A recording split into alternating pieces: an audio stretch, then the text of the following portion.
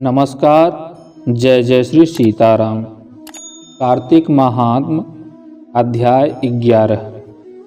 एक बार सागर पुत्र जलंधर अपनी पत्नी वृंदा सहित असुरों से सम्मानित हुआ सभा में बैठा था। तभी गुरु शुक्राचार्य का वहाँ पर आगमन हुआ। उनके तेज से सभी दिशाएं प्रकाशित हो गई। गुरु शुक्राचार्य को आता देखकर सागर पुत्र जलंधर ने असुरों सहित उठकर बड़े आदर से उन्हें प्रणाम किया। गुरु शुक्राचार्य ने उन सबको आशीर्वाद दिया और फिर जलंधर ने उन्हें एक दिव्य आसन पर बैठाकर स्वयं भी आसन ग्रहण किया।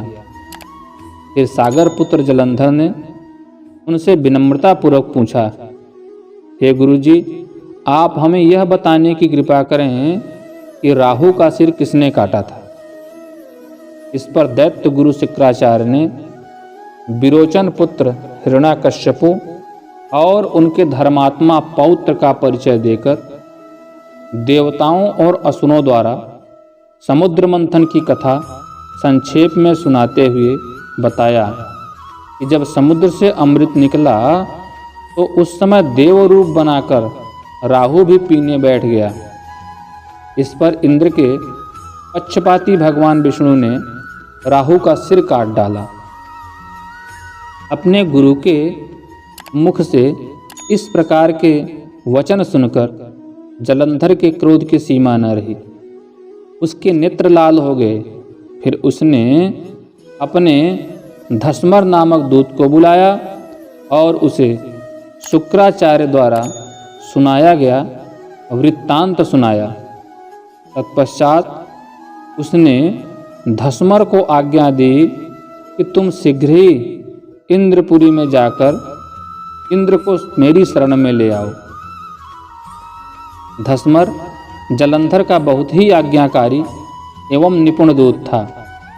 वह जल्द ही इंद्र की सुधर्मा नामक सभा में जा पहुंचा और जलंधर के शब्दों में इंद्र से बोला, हे देवता धाम, तुमने समुद्र का मंथन क्यों किया और मेरे पिता के समस्त रत्नों को क्यों लिया?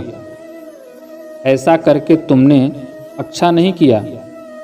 यदि तुम अपना भला चाहते हो तो उन सब रत्नों एवं देवताओं सहित मेरी शरण में आ जाओ, अन्यथा मैं तेरे राज्य का ध्वंस कर दूंगा। इसमें कुछ भी मिथ्या नहीं है। इंद्र बहुत विस्मित हुए और कहने लगे, पहले मेरे भय से सागर ने सब पर्वतों को अपनी कुक्षी में क्यों स्थान दिया और उसने मेरे शत्रु दैत्यों की रक्षा क्यों की? इसी कारण मैंने उनके सब रत्न हरण किए हैं। मेरा द्रोही सुखी नहीं रह सकता, इसमें संदेह नहीं है।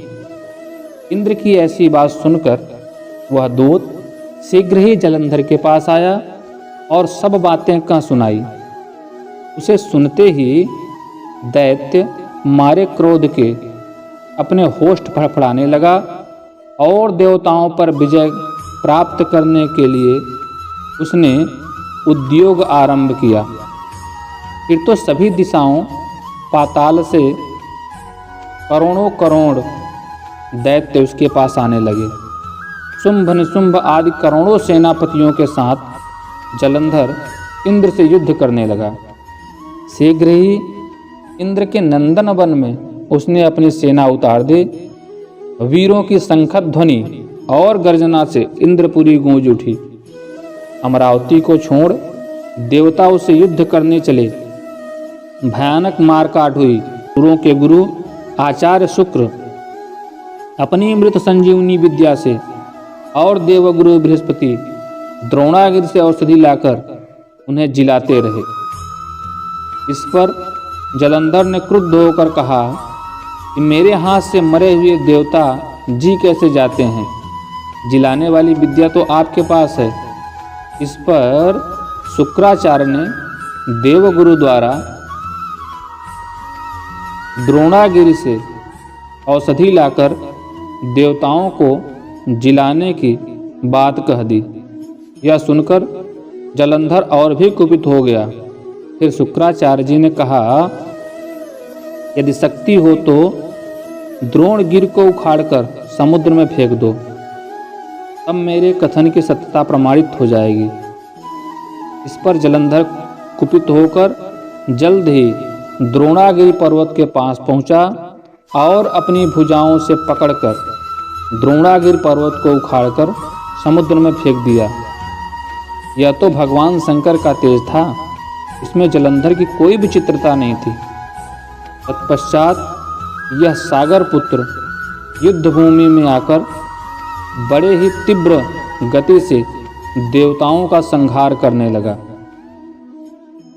जब द्रोणागिरि जी औषधि लेने के लिए गए तो द्रोणाचल को उखाड़ा हुआ शून्य पाया। तब वह भयभीत हो देवताओं के पास आए और कहा कि युद्ध बंद कर दो, जलंधर को अब नहीं जीत सकोगे। भले इंद्र ने शिवजी का अपमान किया था, यह सुन देवता युद्ध में जय की आशा त्याग कर इधर उधर भाग गए। सिंधुसुत निर्भय हो अमरावती में घुस गया। इंद्र आदि सब देवताओं ने गुफाओं में शरण ली। इस प्रकार जलंधर और देवताओं के युद्ध के संबंध में जो कथानक है कार्तिक महात्म्य के अध्याय 11 में वर्णित है, जो अभी आप सुन और देख रहे थे। आशा है यह कथा आपको ज्ञानवर्धक लगी होगी। आपके क्या विचार हैं इस कथा पे अपनी राय ज़रूर कमेंट बॉक्स में रखिएगा। साथ ही साथ अगर चैनल पे नए हैं तो सब्सक्राइब करके बेल आइकन दबा दीजिएगा, ताकि भविष्य में ऐसे ही रोचक कहानियाँ कथा नोटिफिकेशन के माध्यम से आप तक पहुँचती रहे। साथ ही साथ ज्योतिष वास्तु के भी जो विषय मैं अपने चैनल पर प्रेषित करूँगा तो वह भी आपके पास सरलता से पहुँचती रहे। अगर आपको यह वीडियो पसंद आई हो तो अपने मित्रों से साझा करना ना भूलिएगा और हाँ, लाइक ज़रूर कीजिएगा। पूरे वीडियो में अंत तक बने रहने के लिए आपका धन्यवाद। नमस्कार। जय जय श्री सीताराम।